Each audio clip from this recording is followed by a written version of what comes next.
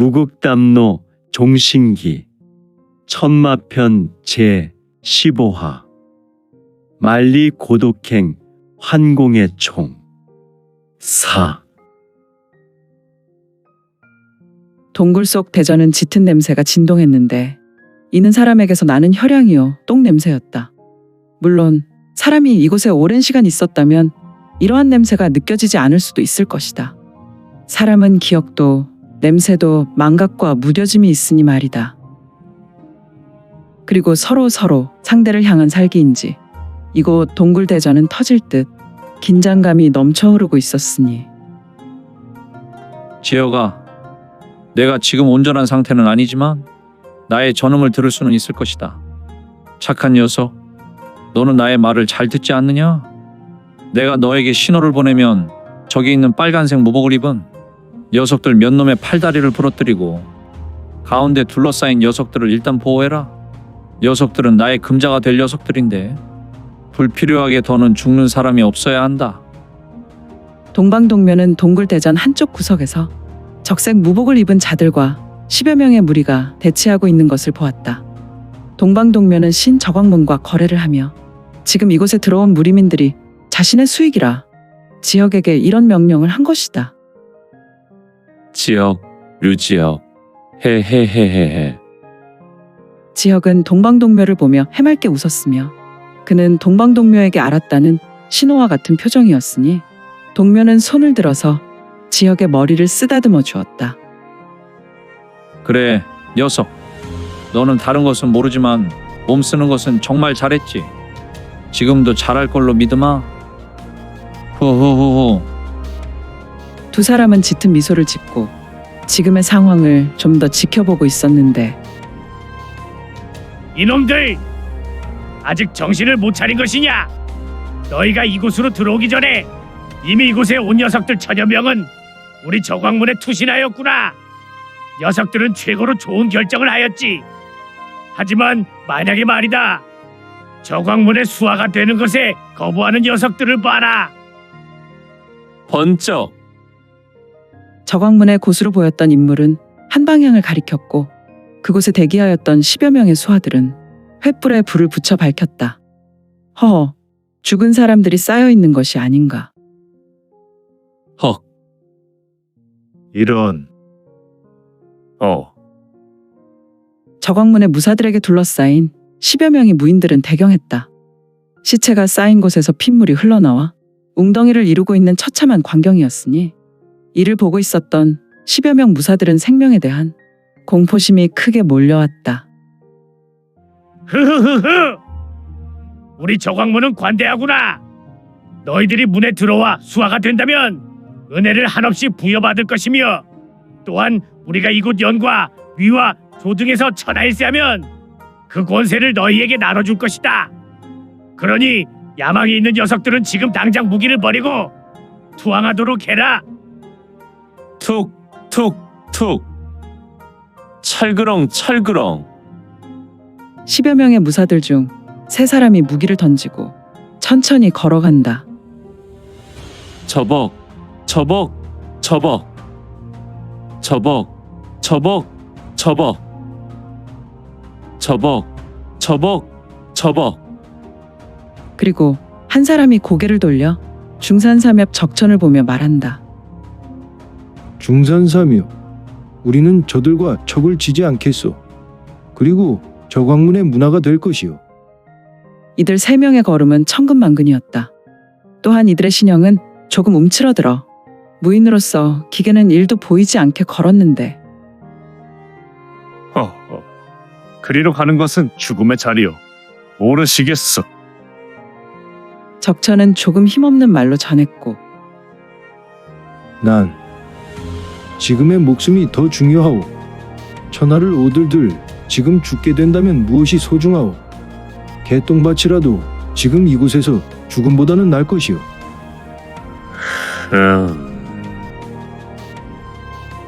절망의 소리가 이런 소리일까? 형님, 너무 상심하지 마십시오. 어차피 형님과 함께하는 중산삼엽은 죽음이라도 한시한 때 죽기로 맹세하지 않았습니까? 그래, 나는 너희가 있지. 아무리 봐도 저광문이라는 무리는 선한 조직이 아니라 강호를 도탄에 빠뜨릴 존재들 같은데. 중산삼협의 말은 비록 큰 소리는 아니었지만 저광문의 고수도 저광문과 대치한 소수무리도 뚜렷하게 들었다. 이런 아직도 이곳 연에서 똥인지 된장인지 모르는 녀석들이 강호에서 어깨에 힘께나 쥐고 사는 녀석을 봤구나. 흐흐흐. 관을 봐야 눈물을 흘릴 녀석들이군. 저광문 고수의 목소리는 사기가 가득한 목소리였으니 더는 없느냐? 마지막으로 권유하는구나. 원래 내 성정은 기다림이 없는 자였지만 우리 문주를 만나 나는 너희에게 많은 기회를 주는구나. 그리고 하나 더 이야기하면 우리 문에는 문주를 포함 2명의 본공이 모두 구주 21처 속한 분들이구나. 그러니 우리 문은 3명의 절대자가 있는 것이지. 흐흐흐흐. 우리가 지금은 새가 약하여 너희 같은 녀석들을 들이려 하는 것이다. 하지만 이 땅의 폐주가 되는 것에 실력이 절대 약하지 않는구나. 흐흐흐흐. 아, 저자의 말이 맞는다면 중산삼협 적천의 얼굴은 저광문의 말을 듣고 매우 당황한 표정이었다. 툭툭 찰그렁 다시 두 사람이 무기를 던졌다. 그리고 저벅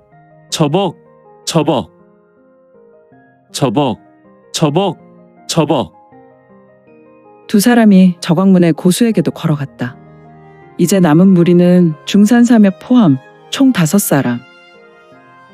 그대들은 저쪽으로 걸어가지 않는 것이오. 적천의 말이었고 후후후후. 우리 형제는 한 스승을 모셨고 항상 스승께서 말씀하셨지요. 사람을 믿지 말고 바람 따라 구름 따라 어디에도 얽매이지 말고 강호를 주의하라 하셨소. 우리 형제는 스승의 마지막 유언을 어길 수 없어. 저광문은 과거 100여 년 전에 아주 유명한 문파였지만 이들의 행실이 결코 세상이 감당할 그런 것이 아니라는 것을 우리는 알고 있어.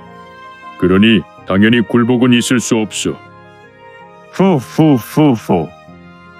좋은 스승을 두었군. 그대와 형제의 별호는 무엇이오? 혹시 내가 오늘 염라대왕 앞에 이르게 되면 그 앞에서 인생 마지막에 좋은 친구들을 사귀었다고 전할까 하오? 뚜벅 소수의 무사는 더는 말을 이을 수 없었는데 저광문의 고수는 천천히 자신의 자리에서 걸어 나오려고 자리에서 일어났는데 어두운 쪽 한편 낮은 음성이 들려왔으니 더는 참을 수가 없네. 감히 조광문의 법왕 앞에서 저런 잡담이나 주고받고. 저벅 뒷짐을 지고 천천히 걸어오고 있었던 인물이 있었다. 그런데 음성과 달리 매우 젊은 친구가 아닌가. 그의 걸음은 왠지 위험이 있어 보였고 딱 봐도 저광문에서 제법 높은 신분을 가진 인물로 보였다. 헉. 탁 법왕 나오셨습니까? 척 수고가 많군. 툭툭툭툭 네네네네. 저광문의 젊은 녀석은 일반 다른 문파에 없는 법왕이란 신분인가? 저광문 고수는 음성에 화들짝 놀랐고 그는 매우 신속하게 목소리 방향으로 튀어나갔다. 이는 보법을 밟는 것인지 아무튼 그는 젊은 친구에 서서 깊숙이 허리를 숙인 후에 예를 취했다. 그리고 그는 계속해서 허를 숙이고 있었는데 젊은 친구는 거들먹거리며 고수의 우수를 들어 그의 등을 천천히 두들겨 주었다. 그런데 말이야, 나는 이미 1000여 명을 데리고 갔다. 그런데 저기 있는 5명은 뭔가 서로 농담이나 주고받으며 대화하고 자빠졌구나. 너는 어떻게 생각하느냐? 네. 정확하게 1118명을 데려가셨고 지금 5. 이런 무식한 녀석을 만나. 내게 정확한 숫자나. 휙, 팡, 악! 팽그르르, 철퍼덕. 젊은 법왕이란 녀석은 좌수를 신속하게 출수했다. 그리고 정황문 고수의 뺨을 정확하게 후렸는데 어찌 된 것이 찰진 소리가 난 것이 아니라 매우 묵직한 소리를 내며 정황문 고수는 몸이 2바퀴 정도 회전한 다음 바닥에 넘어져 버렸다. 그리고 그의 입에서는 핏물이 주르륵 흘러내렸다. 멍청한 놈. 그러니까 내 놈이 우리 문에서 승진 못하는 것이다. 내 녀석의 실력으로 본다면 당연히 오령대 중 하나를 맡고 대주의 직분을 수행하는 것이 맞는데 지금 내 녀석은 우리 문의 제일 하수 무사들인 적의 무사를 총괄하는 적의 번주가 아니냐. 쯔쯔쯔쯔쯔쯔쯔. 벌떡? 정황문 고수는 엎어진 바닥에서 벌떡 일어난다. 소카가 일 처리를 잘못하여 죄송합니다. 녀석아, 내 놈의 동기들을 봐라. 대주가 못 되더라도 최소 당주를 하고 있구나. 내 놈은 나를 따르는 녀석 중에 제일 미진하다. 앞으로 더욱 매진하도록 하라. 저벅, 저벅, 저벅. 썩을! 좀 살살 좀 하시지. 법왕은 나를 항상 쥐잡듯 하신단 말이야. 못하느냐? 속히 내게로 따를 것이다. 법왕이란 젊은 녀석은 천천히 무리에게 걸었고 우물쭈물 투덜거리는 저광문의 저기번주를 불렀다. 그렇다. 저광문의 제일 하수들은 바로 이 저기를 입고 있었던 무사들이고 지금 법왕이란 녀석에게 처맞은 녀석은 500여 명 저기무사들의 수장이었다. 저광문은 과거 100여 년 전에 있었던 저광문의 전통과 그들의 힘을 숭앙하여 만들어진 연애 신흥 문파였으니 아무래도 연애 왕실인 모용가와 깊은 연관이 있는 듯하였다. 저벅, 저벅, 저벅. 착. 타타타타타타탁. 법왕이라는 젊은 녀석은 바로 저광문 고수. 적의 번주가 앉아있었던 보좌 같은 의자에 앉고 의자의 허리를 쭉 빼고 의자에 깊숙이 묻으며 거만하게 말한다. 이봐, 자네는 다 좋은데 매사 모든 일의 마무리를 잘 못하는 것 같아. 속히 녀석들을 정리하고 내게 와서 보고하도록 해. 아, 그리고 저기 있는 녀석, 이 무리를 이끌었던 저 녀석의 목은 붙여놓고 내게 무릎을 꿇게 하고 나머지는 심장을 뚫어내든 사지를 자르든 수급을 자르든 우리 저광문에 반항하면 어떻게 되는지 확실하게 일벌백계 하도록. 그래야 지금 우리 문에 투신한 녀석들과 적의 무사에게 확실한 가르침이 되지 않을까? 알겠습니다. 얘들아. 아, 내가 해라. 네. 적의 번주는 허리를 조아리며 법왕이란 녀석에게 귀를 기울인다. 무엇을? 아이, 법왕은 조금 짜증스러운 얼굴을 하며 이놈아, 방금 내게 가르침을 받고도 이해하지 못했느냐? 멍청하면 분위기 파악 좀 잘하던가. 내 심기를 건드린 녀석을 속히 제압하라는 것이다. 내가 말이다. 휙, 팍. 어이쿠. 타타타타타탁. 적의 번주는 법왕의 발길질로 엉덩이를 후려맞고 중산삼엽과 가까운 거리로 튀어나갔다. 그리고 그는 급히 허리를 법왕이란 자에게 조아리며 두 손을 모아 폭언 후 말한다. 명을 받들겠습니다. 법왕은 귀찮은 듯 좌수를 한번 젖히고 고개를 다른 쪽으로 돌려버렸다. 상왕께서 말씀하셨다. 강으로 나갈 때 부하들이 생기면 언제나 부하들에게 잘 대해줄 필요가 없다고 하더구나. 그러면 상관을 아주 우습게 본다고 말이다. 적의 번주 내 녀석의 경우가 딱 그것이구나. 내 녀석이 감히 나 없는 곳에서 흉을 본다고 했지. 녀석아, 너는 나에게 아주 호되게 대우를 받을 것이다. 아직 멀었구나. 흐흐흐흐. 법왕이란 자는 속으로 이러한 생각을 한 후 사악한 미소를 지었다. 물론 저광문의 고수 번주는 이 같은 모습을 보지 못하였고 흐흐흐흐. 각오해라. 이놈들 감히 우리 법왕님의 심기를 건드렸으니 죽여 무덤에 넣은 후 다시 꺼내 부관 참시해도 모자랄 놈들. 우두둑 우두둑. 번주란 자는 두 손을 꽉 쥐었고 그의 두 손에서 뼈 부딪히는 소리가 아주 요란하게 났다. 그리고 그의 두 눈을 보라. 마치 장백산 호랑이가 먹잇감을 놓고 안광을 뿌려대는 살기라니. 다섯 놈이 도망하지 못하도록 너희들은 주변을 둘러싸고 어떠한 경우라도 요동하지 말도록 해라. 네, 번주. 부드득. 저광문 고수의 두 손을 보라. 그는 심하게 이를 갈았고 어느 틈에 그의 손가락에는 검은 흑주가 끼워져 있었는데 각각 중지와 검지에 끼워져 있었고 그 흑주는 호랑이 눈알만한 크기였다.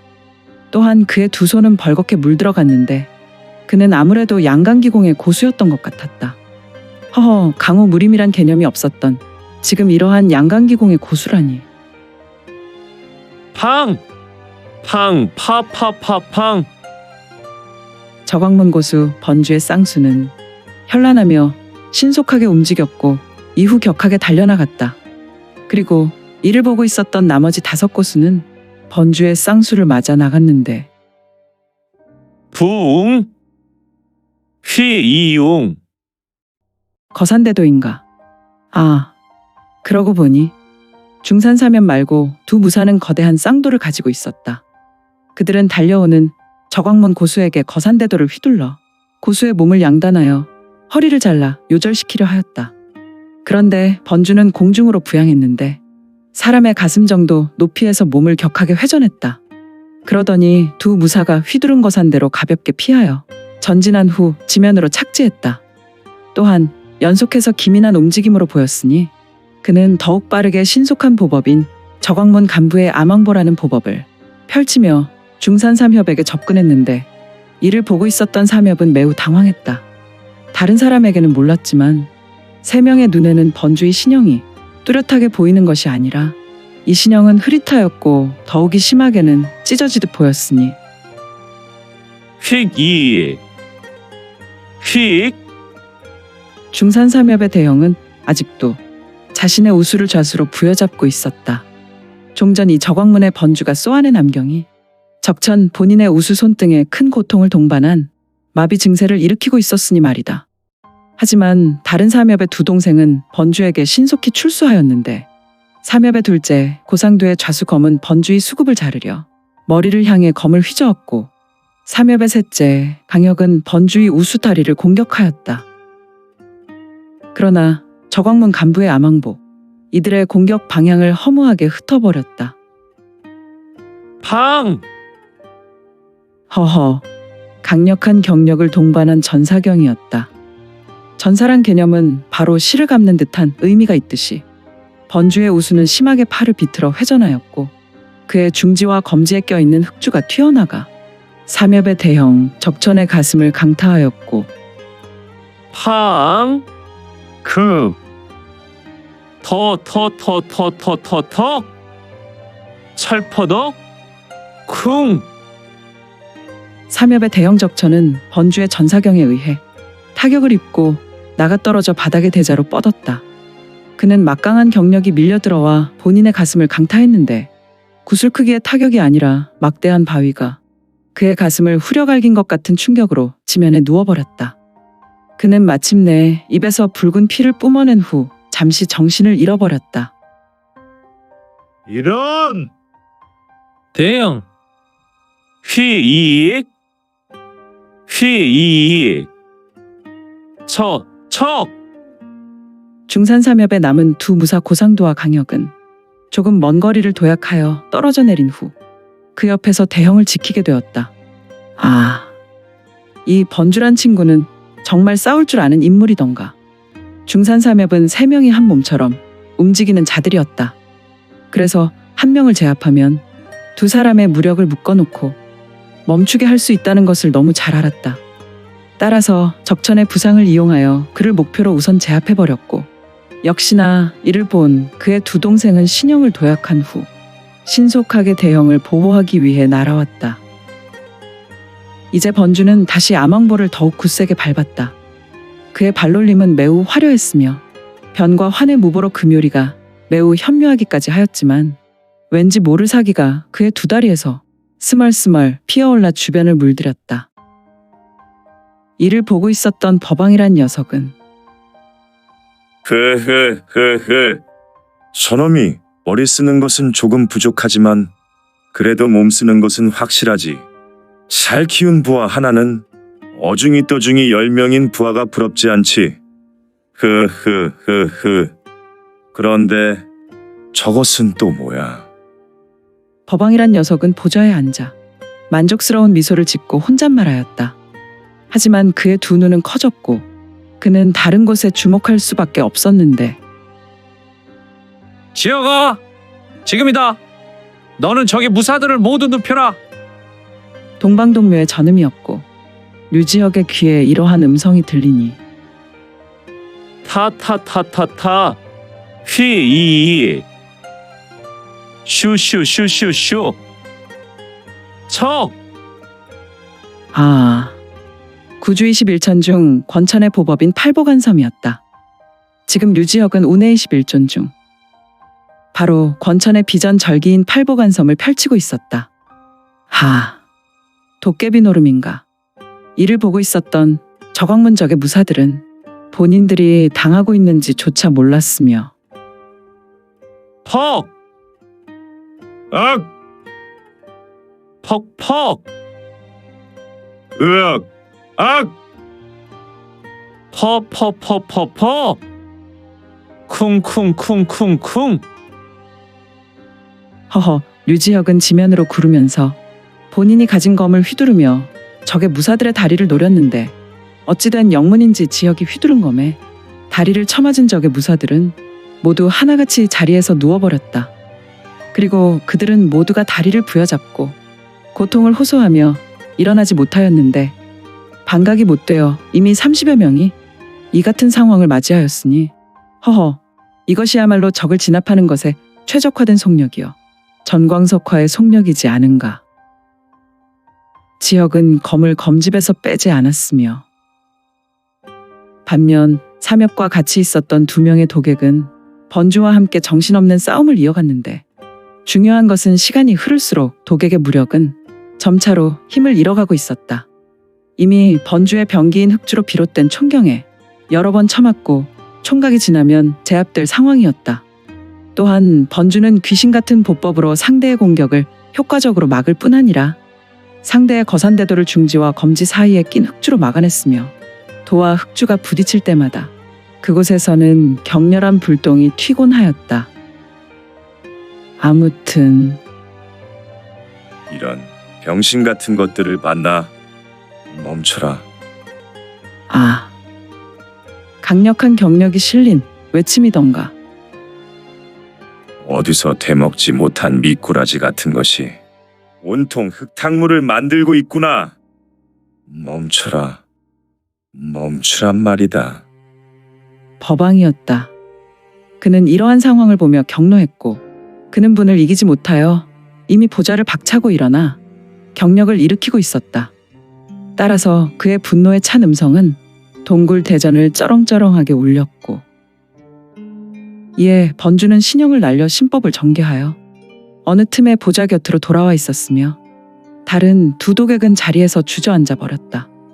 그들은 번주의 공격 앞에 잠시 후 필연적으로 수박이 박살날 찰나였으니 이 처량한 모습은 어찌 보면 당연한 수순이 아닐까.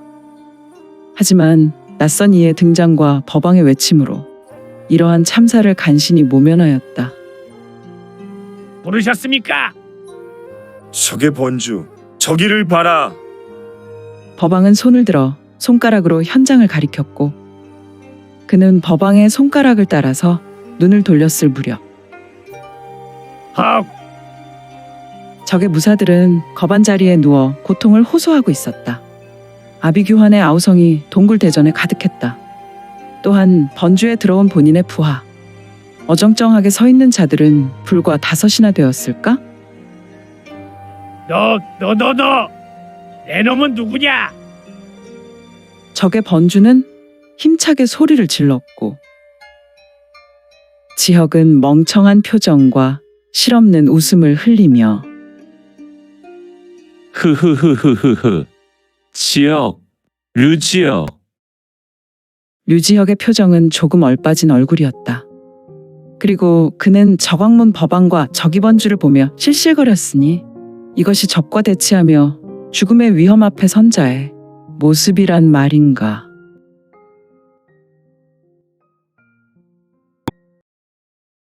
오늘 준비한 내용은 여기까지이고요. 무극담러 종신기 천마편 계속 성원 부탁드릴게요. 또한 구독, 좋아요는 본 작가의 지필에 큰 힘이 됩니다. 그럼 오늘도 최고로 멋진 하루 되세요.